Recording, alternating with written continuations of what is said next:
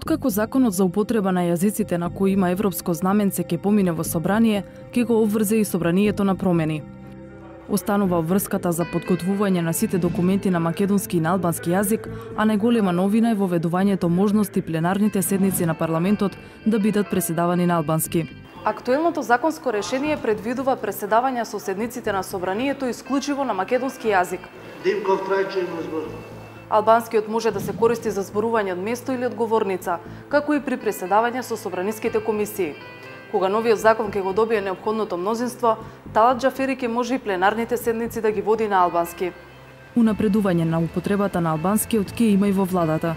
Министрите сега на владините седници немаат право да зборуваат на албански јазик. И документите за седниците се само на македонски. Со новите решенија предвидена е можност за користење на албанскиот паралелно со македонскиот во севкупното функционирање на владата, усно и писмено. Албанскиот станува службен и во сите органи на државната власт, централните институции, јавните предпријатија, агенции, дирекции и други правни лица.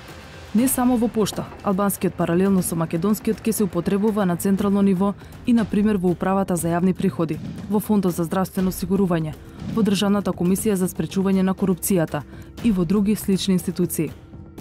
Законот налага и интернет страниците на сите овие институции да бидат достапни на македонски и на албански јазик. Во овој момент и овде владее вистински хаос.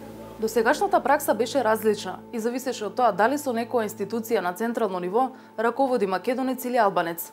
Македонска пошта речиси редовно во изминативе години имаше директори албанци, кои промовираат двојазичност во работењето на оваа институција, иако законот тоа експлицитно не го дозволуваше. Со новиот закон би требало да се стави ред и во овој неред. Новина е и тоа што таблите на централите на овие институции во Скопје и нивните подрачни канцеларии во општините во кои има најмалку 20% албанци ќе бидат двојазични. Тоа значи дека оваа табла на централата на УЈП во Скопје ќе биде заменета со двојазична.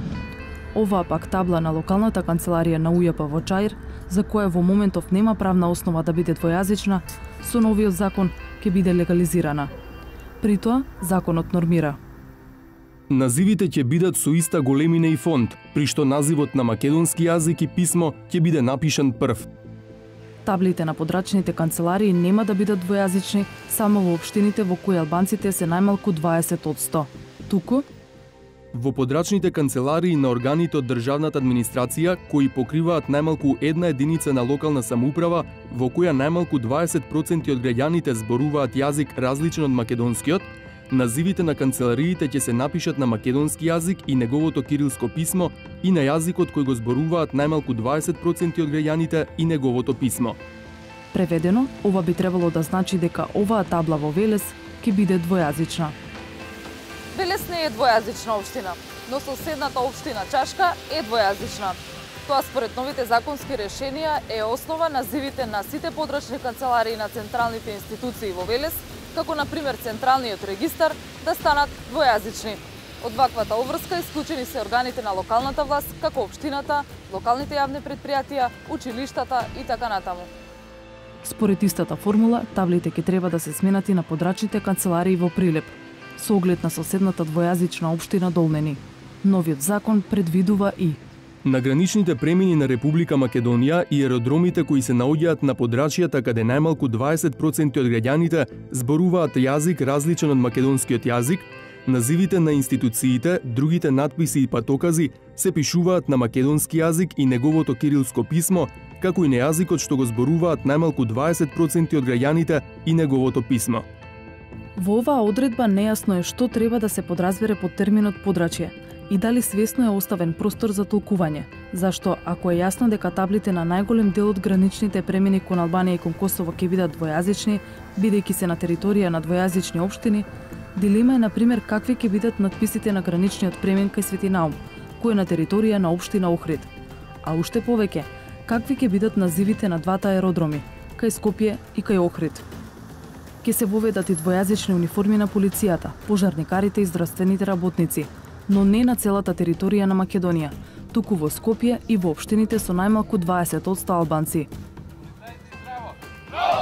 Ова не ги опфаќа централните полициски сили, туку оние што се под директна надлежност на секторите за внатрешни работи и полициските станици во двојазичните општини. Униформите на армијата и банкнотите не се дел од законот и за уставноста и на употребата на албанскиот кајнев ќе се чека мислење од Венецијанската комисија. Употребата на албанскиот јазик ќе се прошири и во водењето на матичните евиденции во двојазичните општини, кои поштенските марки, уплатниците и бандеролите. Нотар ќе може да издаде акт на албански паралелно со македонскиот, а истата формулација ќе им биде возможена и на извршителите. Но најголемата новина е тоа што секој граѓанин албанец ќе може да комуницира на албански јазик со подрачните канцеларии на централните институции на целата територија на државава. Например, ако албанец има потреба од комуникација со катастарот во Штип, тој ќе може да и се обрати на оваа институција писмено на албански. Но тоа не подразбира по автоматизам потреба од вработување преведувач албанец во Штипскиот катастар. Законот предвидува формирање агенција за примена на јазикот, со седиште во Скопје, која ќе помага со превод токму во вакви случаи. Агенцијата ќе ги лекторира сите акти и ќе треба да се грижи да не се случуваат јазични грешки во јавниот простор.